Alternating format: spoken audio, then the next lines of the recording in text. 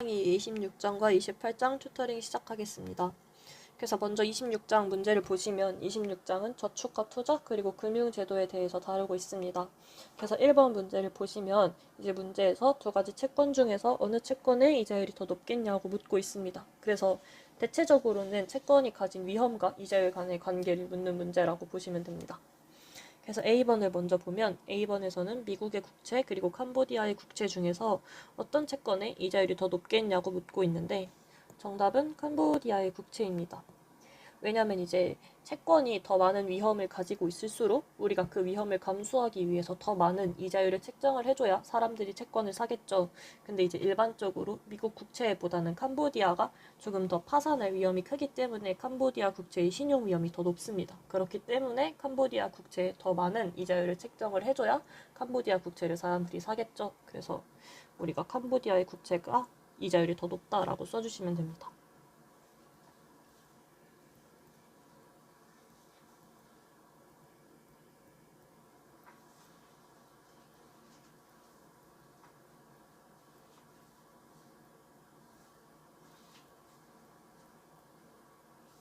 네, 그래서 이유를 캄보디아 국채의 신용 위험이 더 높기 때문에 캄보디아 국채가 더 이자율이 높다라고 정리를 해주시면 됩니다. 그리고 다음으로 B번을 보시면 B번도 동일한 논리입니다. 2025년에 원금이 지급되는 채권과 2035년에 원금이 지급되는 채권 중에서 둘 중 어느 채권의 이자율이 더 높겠는가 라고 따져봤을 때 우리가 2035년에 원금이 지급되는 채권이 훨씬 더 이자율이 높겠죠. 왜냐하면 장기 채권 같은 경우가 이제 우리가 채권이 만기되기까지 훨씬 더 많은 시간이 남았으니까 장기채가 단기채보다 위험이 더 높다고 볼 수 있습니다. 그래서 이러한 위험을 보상해주기 위해서 장기채의 이자율이 더 높다라고 정리하면 될 것 같습니다. 그래서 정답은 2035년에 원금이 지급되는 채권이고 이유는 장기채가 단기채보다 위험이 높아서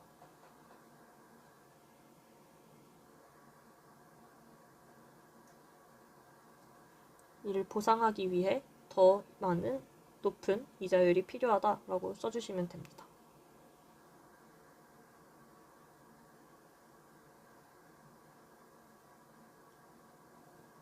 네, 그래서 우리가 장기채보다 단기채의 이자율이 더 작다. 그러니까 장기채가 단기채보다 이자율이 더 높다라고 봐주시면 되고 이제 C번으로 넘어가면 삼성전자의 회사채와 여러분이 설립한 인터넷 웹디자인 회사의 채권의 이자율 중에서 어느 것이 더 높은지 묻고 있죠. 그래서 이것도 당연히 여러분이 설립한 인터넷 웹디자인 회사의 채권의 이자율이 훨씬 더 높아야 할 겁니다. 왜냐면 삼성전자 같은 경우에는 우리가 다 알고 있는 기업일 정도로 유명한 기업이니까 신용 위험이 더 낮겠죠. 근데 여러분이 설립한 인터넷 웹디자인 회사 같은 경우에는 삼성전자에 비해서는 당연히 신용 위험이 더 높을 수밖에 없을 겁니다. 그래서 여러분이 설립한 인터넷 웹디자인 회사에 더 높은 이자율을 책정해야 합니다. 그래서 삼성전자에 비해 신용 위험이 더 높기 때문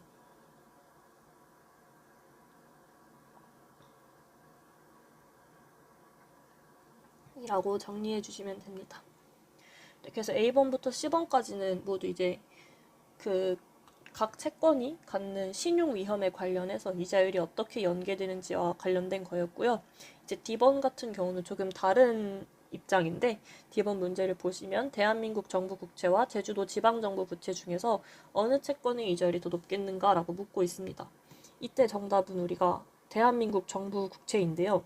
이제 이 이유는 아까 말했던 신용 위험이라기보다는 여기에 정부 국채와 관련된 소득세와 관련된 문제입니다.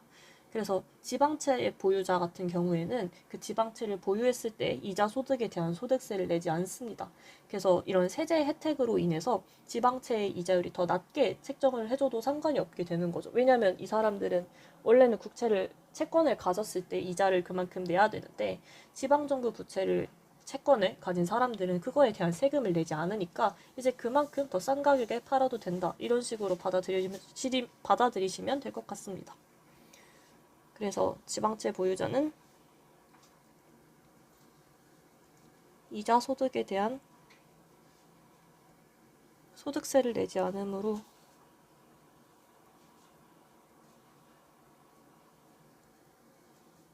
세제 혜택으로 인해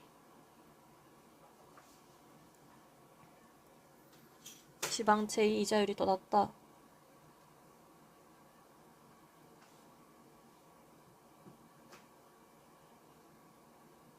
이렇게 정리해 주시면 됩니다. 그래서 1번에서는 이제 채권의 이자율과 관련된 이야기를 했었고요. 다음 2번으로 넘어가 보도록 하겠습니다. 그래서 이번 문제를 보면 일단 문제 지문에서 정부 차입이 내년에 200억 원 증가한다는 조건을 걸고 있습니다. 이거를 계속해서 염두에 두시면서 A번부터 D번까지 풀으시면 될 것 같습니다. 그래서 먼저 A번을 보면 수요 공급 곡선을 이용하여 이 정책이 대부자금 시장에 미치는 효과를 분석하라. 이자율을 상승하는가 하락하는가 그 이유는 이렇게 묻고 있는데 여기서 말하는 이 정책이 위에서 우리가 체크했던 정부 차입이 200억 원 증가하는 걸 의미합니다. 그래서 이제 대부자금 시장의 수요와 공급 곡선을 그려서 우리가 이자율이 상승하는지 하락하는지를 보게 될 텐데요. 우리가 대부자금 시장이라고 하는 거를 먼저 알아봐야겠죠. 그래서 대부자금 시장이라는 건 간단하게 말해서 돈을 빌리는 시장을 말을 합니다. 그래서 우리가 돈을 빌릴 때 그 자금이 어디서 나오냐고 이제 대충 따져보면 우리가 돈을 빌리고 싶어 하는 사람들은 그 돈을 빌려서 어딘가에 새롭게 투자하고 싶기 때문에 그 돈을 빌리는 거잖아요.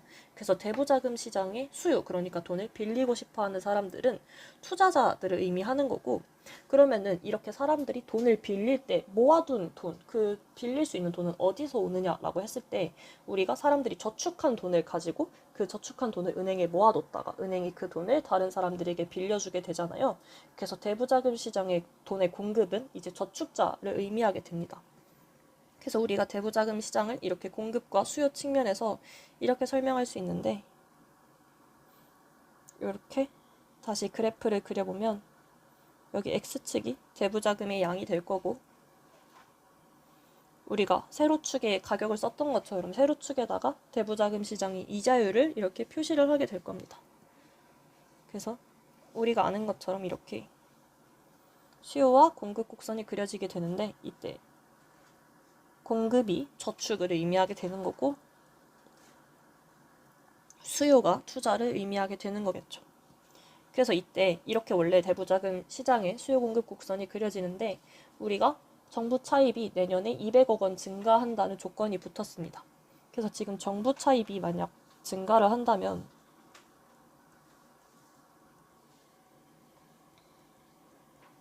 정부 차입이 증가한다는 거는 정부 차원에서 이제 돈을 빌린다는 거잖아요. 그래서 이게 결국은 국채를 우리나라 정부가 매각을 해서 그 돈으로 민간 자금을 빌려오는 것을 의미를 합니다. 그러면은 원래 정부 차원에서 가지고 있던 돈이 있는데 그 돈을 우리가 지금 무언가를 사기 위해서 빌려오는 거잖아요. 그렇기 때문에 우리가 민간 자금에서 돈을 끌어오는 것이기 때문에 대부자금 공급이 감소하게 됩니다.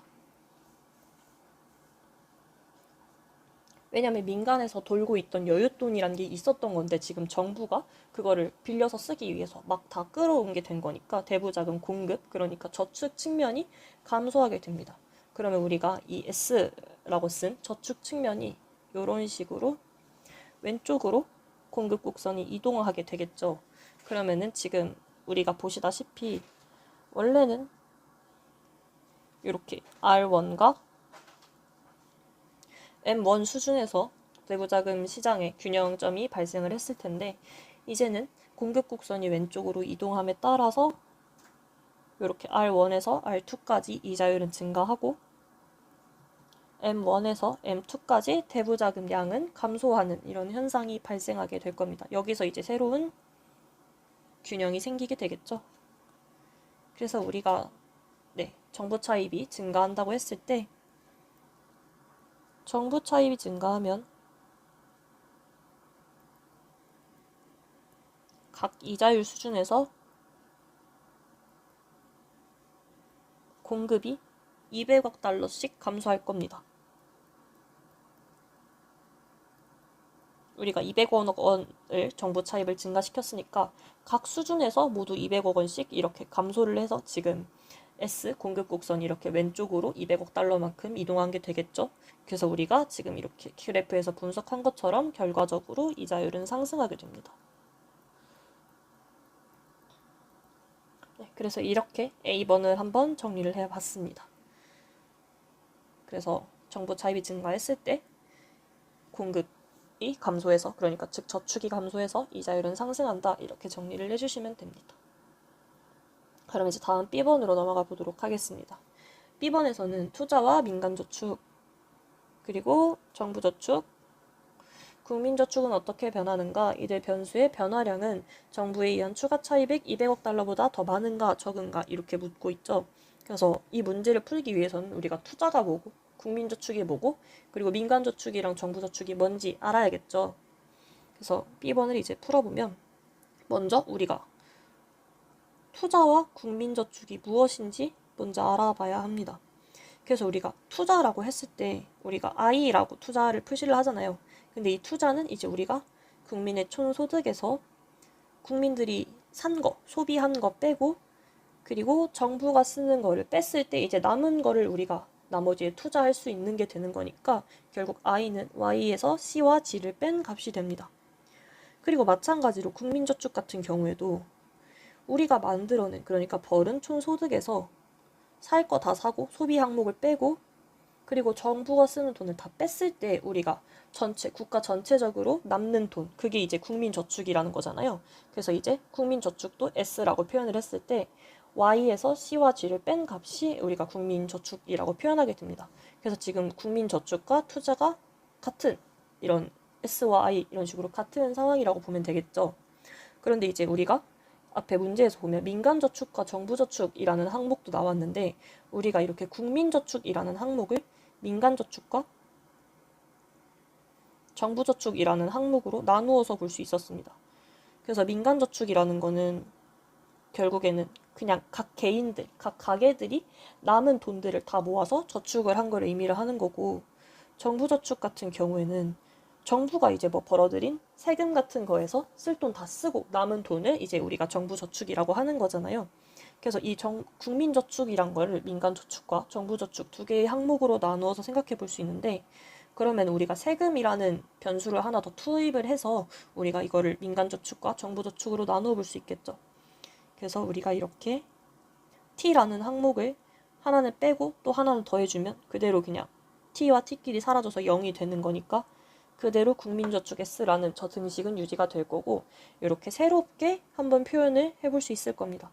그래서 이때 우리가 Y에서 C와 T, 그러니까 우리나라의 국민들이 벌어들인 총 소득에서 가게들이 살 수 있는 소비 다 빼고 그리고 우리가 정부에 세금을 내잖아요. 그래서 그 세금까지 다 뺐을 때 우리한테 남는 돈, 그러니까 Y에서 C와 T를 뺀 요 앞에 괄호만큼을 우리가 민간저축이라고 할 거고, 뒤에 있는 거 정부의 이제 수입원은 세금이잖아요. 그러니까 우리가 정부가 세금을 걷어들인 것 중에서 정부에서 써야 되는 돈을 다 이미 쓴 다음에 남은 돈, 그러니까 T에서 G를 뺀 요 뒤에 가로에 있는 것을 우리가 정부저축이라고 할 겁니다.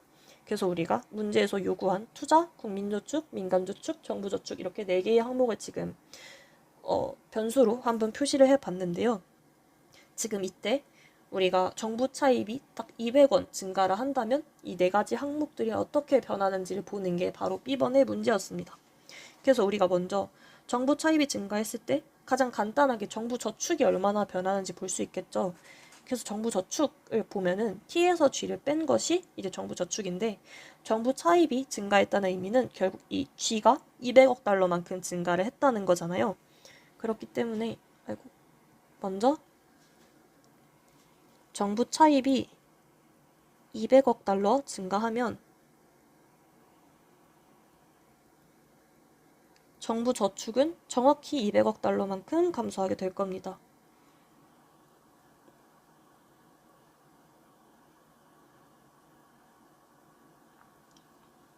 왜냐면 지금 우리가 딱 G가 200억 달러만큼 증가를 한 거니까 지금 딱 이렇게 T에서 마이너스 되는 부분이 200억 달러가 증가한 거잖아요. 그래서 정부 저축도 정확히 200억 달러만큼 감소한다 라고 먼저 정리를 해주시면 됩니다.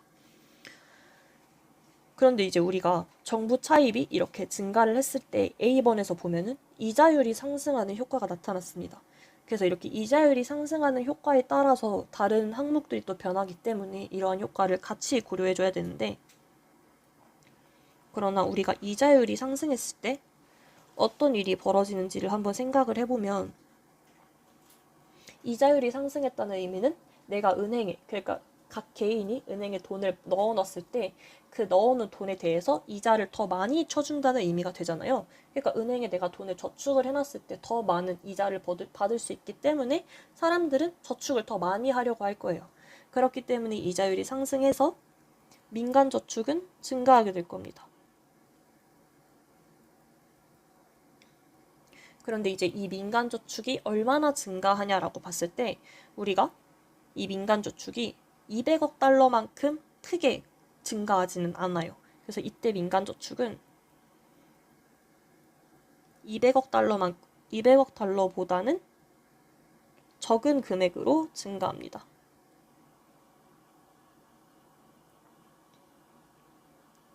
왜냐하면 이 민간저축이란 거는 A번에서 본 것처럼 이자율이 증가했기 때문에 나타나는 효과인데, 이자율이 그렇게까지 크게 증가하지는 않기 때문에 200억 달러보다는 적은 금액, 그러니까 정부 차입을 늘린 것만큼은 적은 금액만큼 민간저축이 증가하게 됩니다. 그래서 우리가 마지막으로 국민저축과 투자도 봤을 때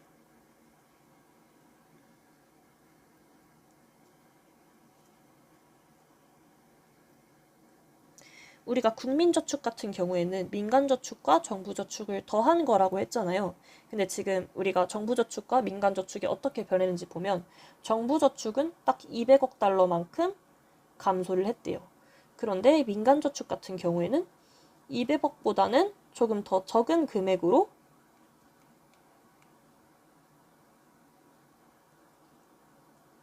증가를 했단 말이죠. 그러면은 지금 감소한 게 증가한 것보다 더 큰 상황이죠. 그렇기 때문에 국민저축은 약간은 감소한 모습을 나타내게 될 겁니다. 그리고 우리가 지금 위에서 쓴 등식에 따라서 국민저축과 투자가 같기 때문에 결국 국민저축이랑 투자를 동일하게 볼 수 있겠죠. 그래서 국민저축과 투자도 결국에는 감소는 하게 됩니다. 그런데 우리가 민간저축이 증가한 게 조금은 있기 때문에 이는 200억 달러보다는 적게 감소했다.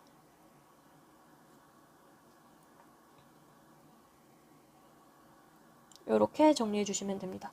그래서 정부 차입이 200억 달러 증가했을 때 정부 저축은 딱 200억 달러만큼 감소하는데, 민간 저축은 200억 달러보다는 조금 증가해서 국민 저축과 투자도 감소는 하는데 200억 달러보다는 조금 적게 감소한다. 이렇게 B원을 정리해 주시면 될 것 같습니다.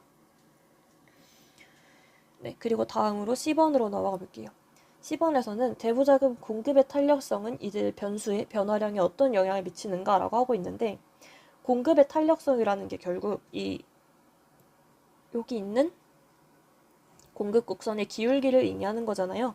그래서 이 공급 곡선의 기울기가 만약에 변하게 된다면 이들 변수, 즉 투자, 국민저축, 민간저축, 정부저축의 변화량이 얼마나 변하는가를 묻고 있는 겁니다. 그래서 우리가 한번 대부자금 시장의 공급이 탄력적일 때를 한번 생각을 해볼게요. 그래서 만약 대부자금 시장의 공급이 탄력적이다라고 하면 우리가 공급이 비탄력적일 때가 기울기가 조금 더 가파른 거고, 탄력적일 때가 기울기가 완만한 거잖아요. 그래서 우리가 지금은 탄력적인 거를 생각한다고 했으니까 공급 곡선의 기울기가 완만해질 겁니다. 그럼 만약에 우리가 한번 좀 비교를 해서 생각을 해보면 이렇게 두 개의 상황이 있다고 해봅시다. 근데 하나는 이런 식으로 공급 곡선이 탄력적이고, 하나는 이런 식으로 공급 곡선이 비탄력적이라고 해볼게요.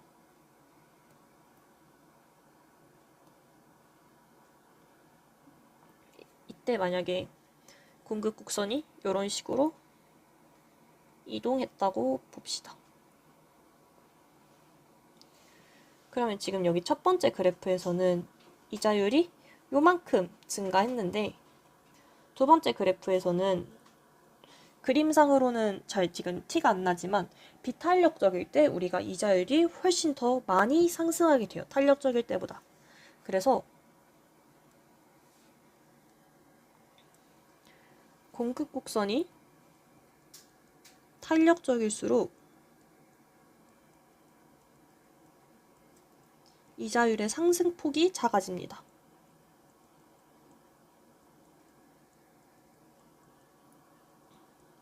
그래서 이 10원이 되게 말이 헷갈리는데 이자율이 상승을 안 한다는 게 아니에요. 이자율이 상승을 하는데 그 상승하는 변화량 자체가 작다는 뜻입니다. 그리고 어쨌든 이자율이 조금 더 적게 증가를 하니까 국민저축 같은 경우에도 이제 하락하는 폭이 감소하게 될 겁니다.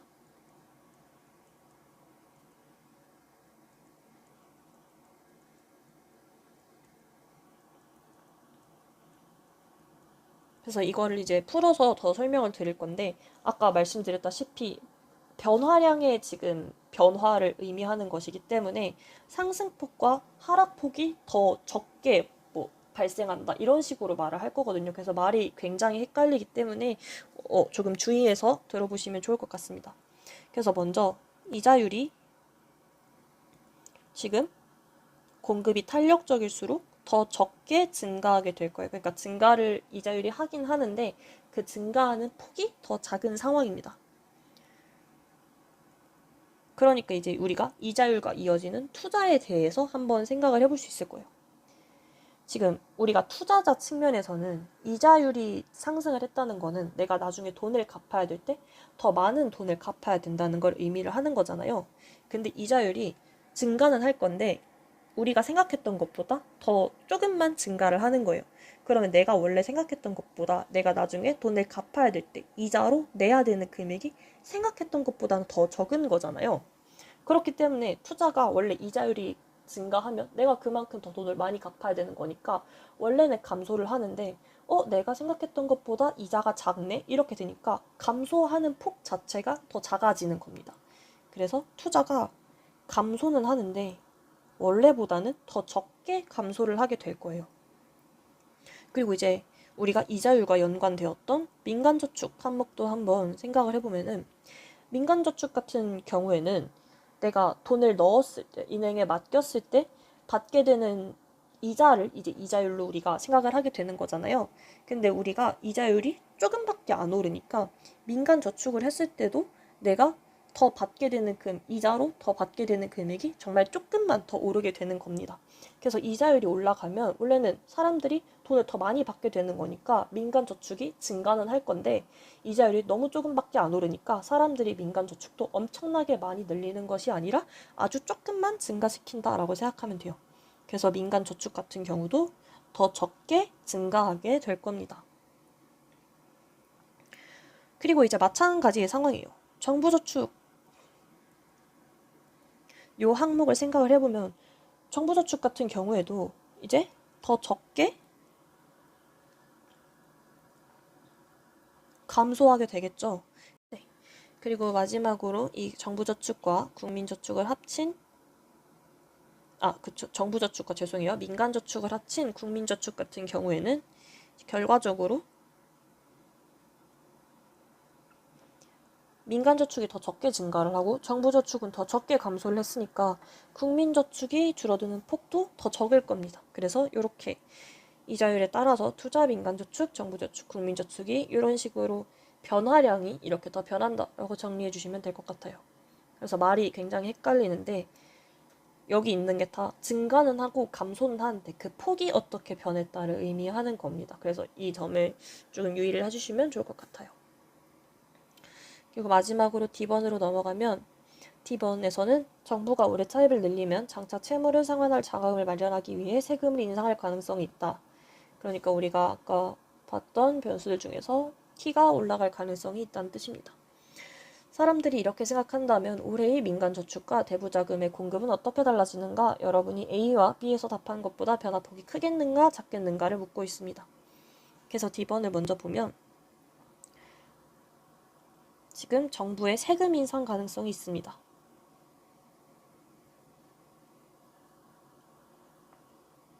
그럼 그냥 우리가 한번 논리적인 흐름으로 생각을 해보면 돼요.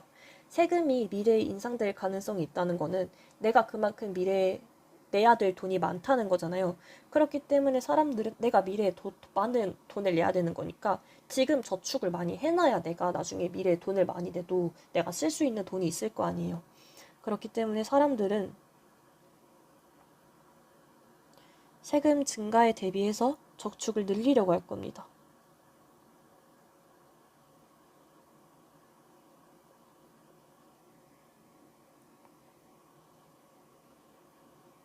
그래서 사람들이 이제 세금의 증가에 대비해서 저축을 늘린다는 거는 결국에는 민간 저축이 증가한다는 의미겠죠.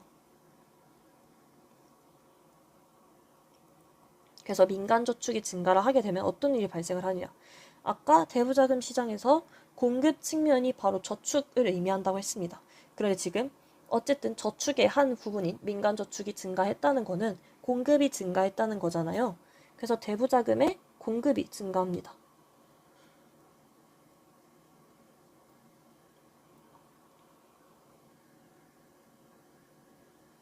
그러면 이제 대부자금의 공급이 증가하면은 이게 어떤 의미냐라고 하면은 원래는 지금 2번에서 우리가 계속 보고 있는 2번 문제에서 계속 따라오는 조건이 정부 차입이 올해보다 내년에 200억 원 증가한다는 거예요.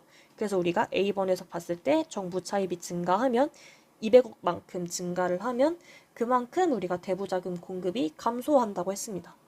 그런데 지금 D번에서는 사람들이 세금 인상 가능성까지 고려를 하게 되기 때문에 민간 저축이 증가를 한다고 했어요. 그래서 우리가 아까 A번에서 봤던 것처럼 정부 차입 증가로 인한 대부자금 공급 감소라는 게 원래 있잖아요. 그런데 이 대부자금 공급이 감소했던 거를 민간 저축이 증가해서 대부자금 공급이 증가하는 이 부분이 이 공급 감소 효과를 조금 상쇄해 주게 됩니다. 그래서 이는 정부 차입 증가로 인한 대부자금 공급 감소를 상쇄하는 효과를 가져옵니다.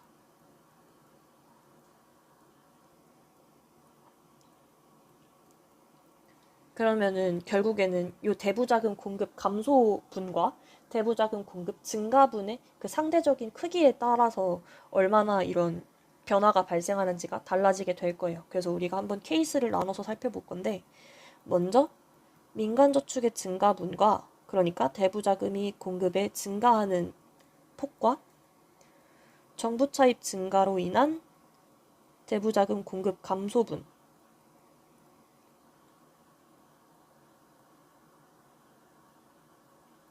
요게 한번 정확히 같은 상황을 먼저 살펴보도록 할게요.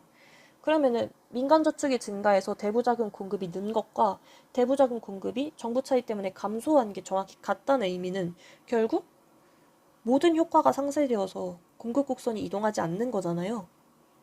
그렇기 때문에 공급 곡선이 이동하지 않으면 아무런 변화가 발생하지 않게 됩니다.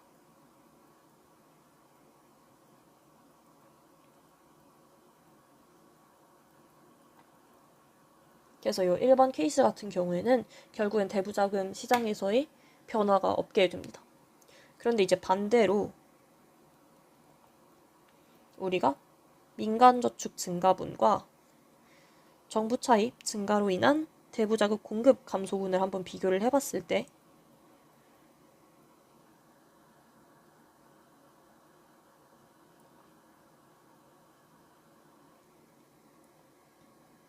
요 대부자금의 공급 감소분이 민간저축 증가분보다 훨씬 더 큰 상황을 한번 가정을 해보겠습니다. 왜냐면 우리가 B번에서도 민간저축은 200억 달러보다 적은 금액만큼 증가를 한다 그랬잖아요. 그래서 이 상황을 한번 생각을 해보는 거라고 보시면 됩니다. 그러면 지금 민간저축의 증가한 게 공급 감소분보다 더 작기 때문에 이게 어느 정도 상쇄는 되는데 감소하는 게 완전히 상쇄되지는 않는단 말이에요. 그렇기 때문에 민간저축의 증가가 정부 차입으로 증가로 인한 결과를 어느 정도는 상쇄를 해요. 그러면은 저 공급 감소 폭 자체가 줄어들게 됩니다.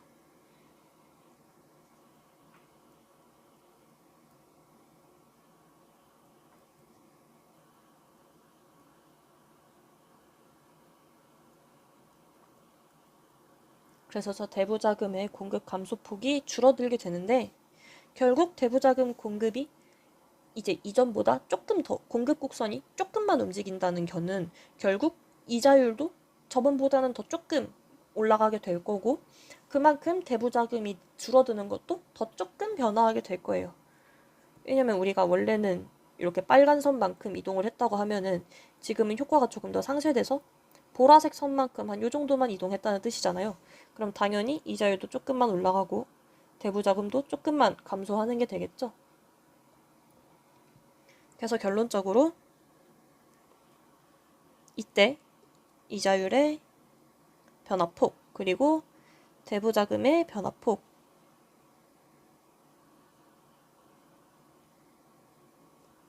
그러면 이게 A와 B의 상황에 비해서 더 작은 게 되겠죠.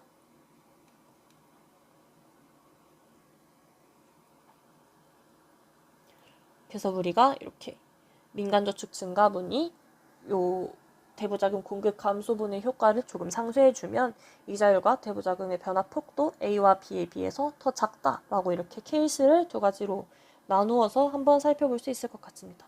그래서 이렇게 D번까지 한번 정리를 해봤는데요. 네, C번 D번 같은 경우, 특히나 C번 같은 경우가 말이 굉장히 헷갈리기 때문에 조금 더 주의 깊게 살펴보시면 좋을 것 같습니다. 네, 그러면 이제 28장으로 한번 넘어가 보도록 할게요.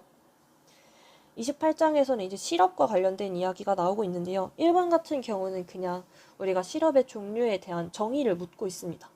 그래서 먼저 A번을 보시면 경기의 변동으로 인해 발생하는 실업으로 일반적으로 정부의 경제안정 정책은 이 실업을 줄이는 데 주요한 목표를 두고 있다라고 하고 있습니다. 요 A번에서 설명하는 실업의 정의에서 가장 중요한 건 경기의 변동이라는 거겠죠. 그래서 경기의 변동으로 인해서 발생하는 실업, 경기적 실업이라고 이렇게 키워드를 캐치해 주시면 될 것 같습니다. 네. 그래서 경기의 변동으로 발생하는 게 경기적 실업이고 다음으로 B번을 보면 이사를 가야 한다던가 혹은 더 좋은 직장을 찾으려 하는 등의 이유로 잠시 직장을 그만둔 경우 혹은 졸업한 지 얼마 되지 않는 사람이 마음에 맞는 일자리를 찾기 위해 직장을 옮겨 다니는 과정에서 발생하는 실업으로 완전히 없애기 힘들 뿐만 아니라 그렇게 하는 것이 바람직하지도 않다. 개인의 선택에 의한 것이라는 뜻에서 자발적 실업의 성격을 갖고 한 경제에 이 실업만이 존재하고 있다면 완전 고용이 이루어진 상태라고 보아도 무방하대요. 그래서 요 B번에서 말하는 실업의 약간 키포인트를 찾아보면 사람들이 마음에 맞는 일자리를 찾기 위해서 직장을 옮겨 다니는 과정에서 잠깐 발생하는 실업이기도 하고 개인의 선택에 의한 것이라는 뜻에서 자발적 실업의 성격을 갖기도 한대요. 우리가 이런 실업을 바로 마찰적 실업이라고 보기로 했죠.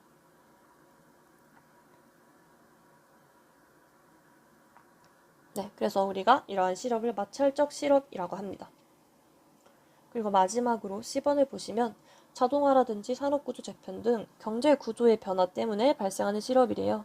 그래서 경제구조의 변화에 따른 비자발적 실업이라는 점에서 상당히 큰 사회적 비용을 초래한다고 하는데 우리가 C번에서 중요한 건 구조적인 변화 때문에 발생하는 실업입니다.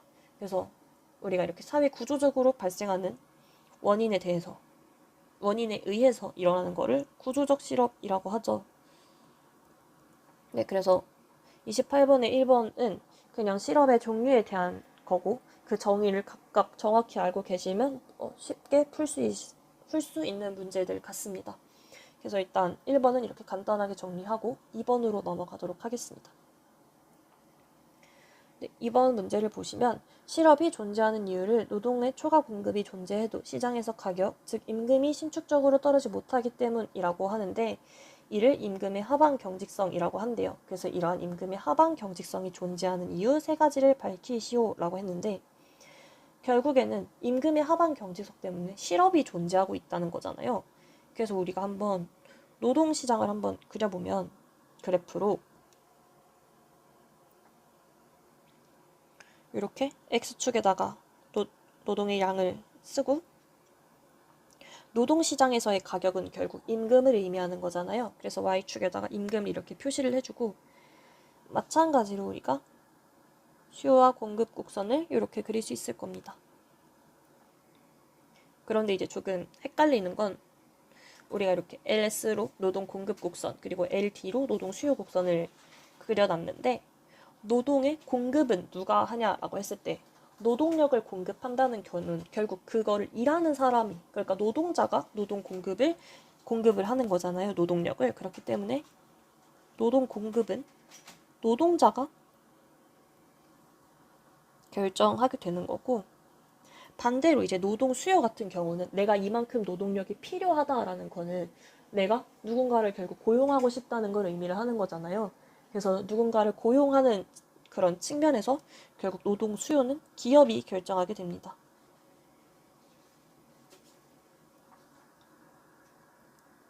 그래서 우리가 약간 일반적으로 생각하는 것과는 달리 공급이 뭐 기업이 결정하고 수요는 뭐 사람 그냥 개인이 결정하고 이거랑은 다르게 노동시장에서는 노동 공급은 노동자가 하게 되는 거고 노동 수요는 기업이 하게 되는 건데 결국에는 마찬가지로 수요 공급 곡선이 이렇게 만나는 점에서 원래는 균형 임금이란 게 이렇게 발생을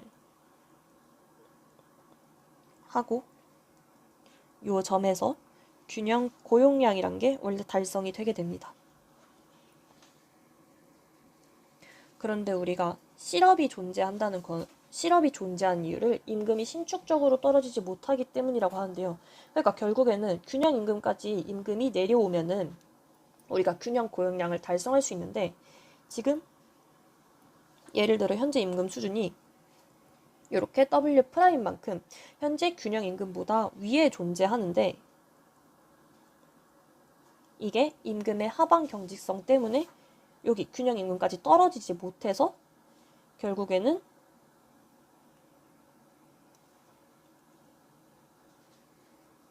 여기 지금 L2만큼 결국 현재 임금이 되게 높으니까 사람들이 더 많이 일을 하고 싶어 해서 노동 공급량은 L2만큼 사람들이 원하고 있는데 내가 이만큼 일하고 싶다라고 하고 있는데 결국에는 기업 입장에서는 임금 수준이 너무 높으니까 많은 사람들을 고용할 수 없다고 보면 되죠. 그래서 L1만큼 노동 수요량이 이제 발생하게 됩니다. 그러니까 지금 L2만큼 노동이 공급되는 거고, 그러니까 사람들이 일하고 싶어 하는 거고, L1만큼 일자리가 있는 거니까 결국에는 요 L2에서 L1을 뺀 것만큼 실업이 발생하고 있는 상황입니다. 그래서 이게 실업이 이제 존재하는 상황을 그래프로 표시를 해본 건데, 이렇게 임금 수준이 높게 유지되어서 실업이 존재하는 이유가 무엇이 있는지 세 가지를 지금 밝히라고 이 문제에서 묻고 있는 거예요. 그래서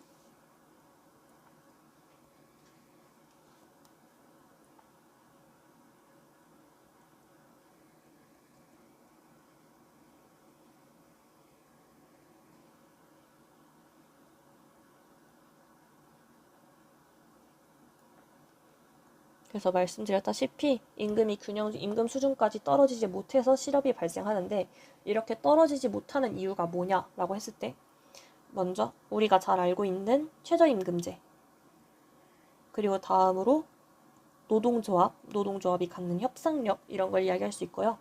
마지막으로 효율임금이란 걸 이야기할 수 있습니다. 그래서 이게 임금의 하방 경직성이 존재하는 이유 세 가지인데 각각에 대해서 한번 조금 더 설명을 해보도록 할게요.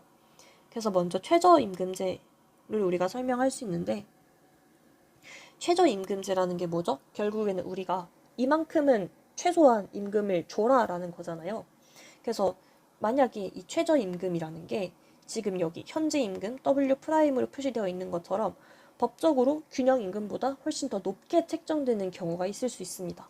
그래서 만약 정말 이렇게 빨간 선처럼 이렇게 높은 수준의 최저임금이 책정이 되게 돼버리면 지금 우리가 앞서 그림에서 그렸던 것처럼 사람들이 더 많은 돈을 받으니까 노동을 많이 하고 싶어 하는데 노동 공급량은 느는데 기업 입장에서는 임금이 너무 높으니까 많은 사람들이 일자리를 뽑아주지 않는 거죠. 노동 수요량은 줄어들게 되는 거죠.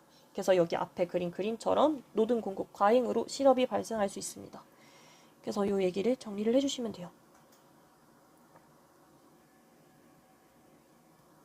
그래서 최저임금제를 통해 최저임금이 법적으로 균형임금보다 높게 책정되면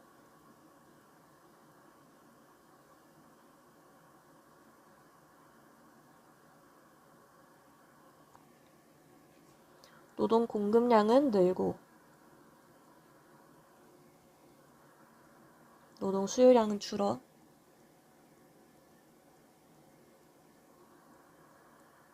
공급 과잉 상태가 되는 거죠. 그래서 노동의 공급 과잉으로 인해서 실업이 발생한다. 이렇게 정리해 주시면 됩니다.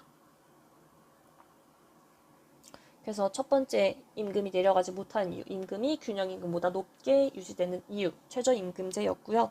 그리고 두 번째는 노동조합의 교섭력을 의미할 수 있습니다. 그래서 노동조합의 교섭력이 뭘 의미하는지 한번 생각을 해보면 노동조합이라는 거는 결국 노동자가 더 많은 임금을 받고 그러니까 근로자의 근로 환경을 개선하기 위해서 우리가 활동하는 단체를 노동조합이라고 하잖아요. 그렇기 때문에 이 노동조합이 협상력을 가지고 사측이랑 협상을 하는 거죠. 우리의 임금 수준을 이만큼 더 올려달라. 이렇게 노동조합이 교섭을 하면서 그만큼의 협상력을 갖고 있을 때 사측이 그 요구를 이제 수용해 준다면 균형임금보다 더 높은 수준으로 임금 수준이 유지될 수도 있을 겁니다. 그러면은 또 여기 그렸던 임금 그림과 마찬가지로 현재 임금이 균형임금보다 더 높은 상태에 있기 때문에 노동 공급량은 또 더 많은데 노동 수요량은 적으니까 노동 공급 과잉이 발생해서 실업이 존재할 수 있게 됩니다. 그래서 노동조합이 협상력을 갖고 행동해서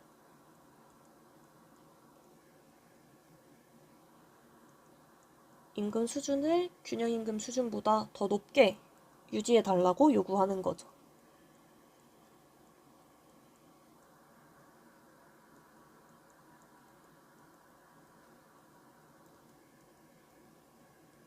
그러면은 아까 말했듯이 노동 공급량은 늘고 또 노동 수요량은 줄어서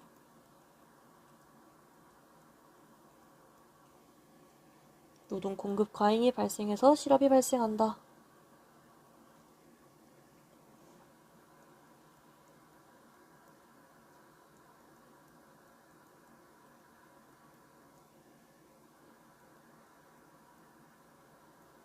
이렇게 정리해 주시면 될 것 같습니다.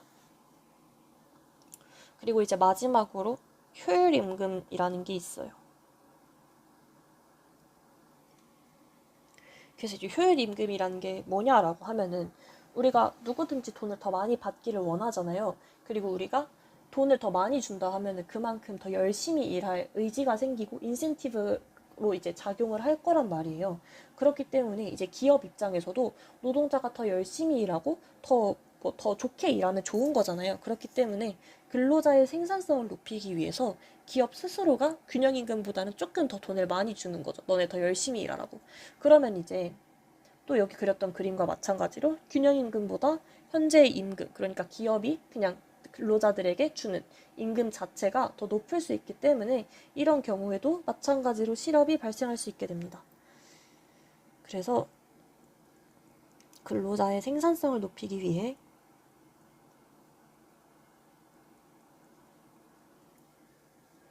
기업 스스로 균형임금보다 더 높은 수준에서 임금을 책정하게 되면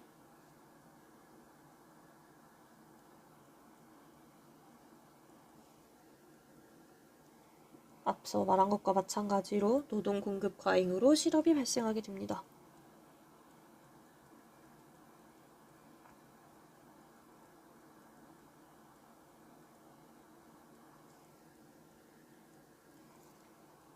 그래서 지금 이렇게 임금이 균형임금보다 더 높게 유지되는 이유 세 가지를 이렇게 최저임금제, 노동조합의 교섭력, 효율임금 이렇게 세 가지로 정리를 해봤는데 이 세 가지 모두 결국 그래프로 그리면 여기 왼쪽에 그린 그래프의 모양이 나타나면서 실업이 발생하게 됩니다. 그래서 이렇게 그래프와 함께 정리를 해주시면 더 편할 것 같아요. 네, 그래서 지금 26장과 28장까지 모두 연습 문제 풀이를 맞춰보았고 혹시나 질문 있으신 분은 퀴즈 전에 너무 급하게 연락을 주시면 제가 답은 모두 못 드릴 수 있습니다. 그렇기 때문에 최대한 좀 시간적인 여유를 가지고 제가 사이버 캠퍼스에 공지한 제 메일로 질문을 주시면 제가 최대한 빨리 답변 드릴 수 있도록 하겠습니다. 네, 감사합니다.